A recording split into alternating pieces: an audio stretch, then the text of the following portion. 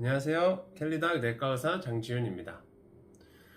저번 시간에 이어서 알츠하이머 병에 대해서 조금 더 이야기해보고자 오늘의 영상을 준비했습니다. 2023년 작년에 레켐비라는 브랜드로 알츠하이머 치매약 레카네맙이라는 약이 미국 식약청 FDA의 승인을 얻으면서 세상이 떠들썩했었어요. 그것도 그런 게 나멘다라는 브랜드의 메만틴이라는 약이 있는데요. 이것도 아주 획기적인 치매약으로 알려져 있거든요. 근데 이게 나온 지 거의 20년이 됐기 때문에 이 새로운 레켐비라는 약이 관심을 받은 거죠. 그래서 오늘 이야기할 논문은 이 레켐비가 FDA 승인을 받기 전에 NEJM에 2022년 11월 29일에 출간했었던 그들의 삼상실험 연구 논문입니다. 제목은 초기 알츠하이머병에서 레켐비의 효과입니다. 1906년 독일 정신과 의사 닥터 알츠하이머, 그분의 이름을 따서 알츠하이머 병이라고 불린 이 병은 1980년대까지는 치료에 별다른 발전이 없었어요.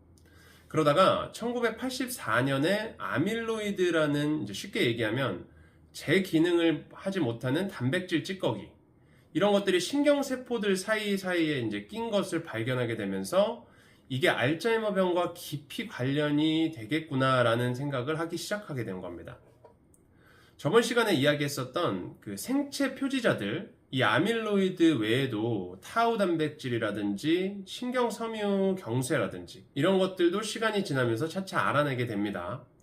알츠하이머 병에서 유전성은 그렇게 크게 관련되지는 않지만 관련 있는 유전자도 밝혀지게 되고요. 그렇게 2000년이 넘어서는 알츠하이머 병과 관련된 유전자, 그리고 또 그것과 관련된 유전자랑 단백질, 이런 것들을 치료하기 위한 노력이 계속됩니다. 그러다가 2021년 아밀로이드를 줄이자는 노력에서 아듀카누맙이라는 약이 아듀하눔이라는 브랜드명으로 나왔었습니다.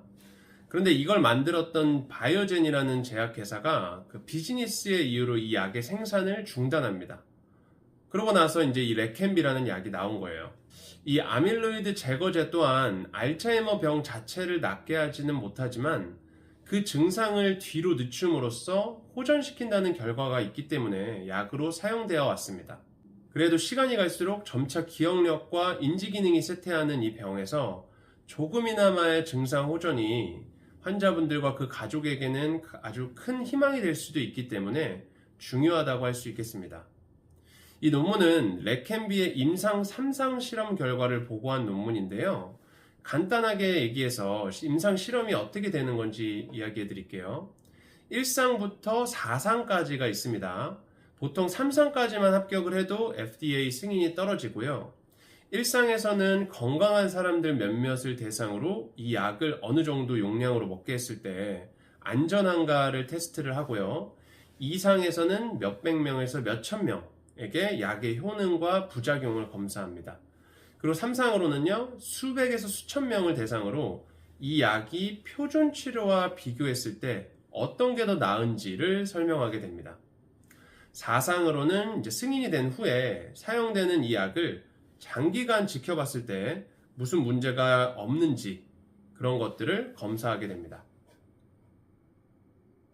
연구는 간단합니다. 50세에서 90세 사이에 경도인지장애, 그리고 알츠하이머 전 단계라고 하죠. 그리고 알츠하이머 초기 환자들을 대상으로 18개월 동안 여러 큰 병원에서 둘로 나눠가지고 한쪽은 이 레켐비를, 다른 한쪽은 플라시보를 주입했어요. 맞는 환자도 주입하는 사람도 자기가 뭘 맞는지 모르게 더블 블라인드로 진행을 했고요. 결과는 그 PET-CT로 아밀로이드가 실제로 얼마나 줄어들었는지를 확인해 봤습니다. 임상적으로도 둘을 비교를 해봤는데 알츠하이머 진단을 할 때 널리 사용되는 지표가 있어요. CDR이라고 하는데요. 이 클리니컬 디멘시아 레이팅, CDR의 한국어 버전을 영상에 띄워놨습니다. 이것은 기억력, 진압력, 판단력, 그리고 문제 해결력, 사회활동, 집안생활, 취미, 위생, 이 모든 것들을 골고루 평가합니다. 관심 있으신 분들은 이 영상을 멈추시고 직접 해보셔도 돼요. 근데 최종 점수를 내는 게 조금 헷갈리실 수 있거든요. 그래서 제가 댓글에 남겨놓은 링크를 타고 가셔서, 그게 영문판이긴 하지만 한글판에서 고르신 옵션들을 그대로 고르시면 결과가 나올 수 있습니다. 결과를 보시겠습니다. 여러 그래프가 있는데요. 주황색이 레캔비를 맞으신 분들, 그리고 파란색이 플라시보입니다. 딱 봐도 거의 모든 그래프에서 이 레캔비를 맞은 쪽이 위에 있죠. 딱 하나만 빼고요. 그 하나가 패시티에서 보이는 아밀로이드의 양입니다. 보시면 레캔비를 맞은 쪽은 아밀로이드의 양이 상당히 줄어든 게 보이시죠? 그리고 나머지 그래프들은 다 임상적으로 알츠하이머의 심한 정도를 테스트로 알아본 결과인데요.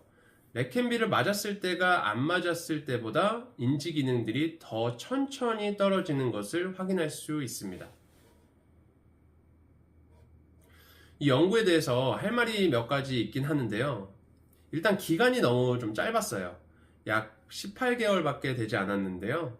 아마 빨리 결과를 내서 보고하고 FDA 승인을 받고 싶지 않았나라는 이제 개인적인 생각이 듭니다. 게다가 이제 코로나 기간이었기 때문에 실험이 지연되거나 약을 제때제때 못 받았거나 하는 경우들도 있었고요.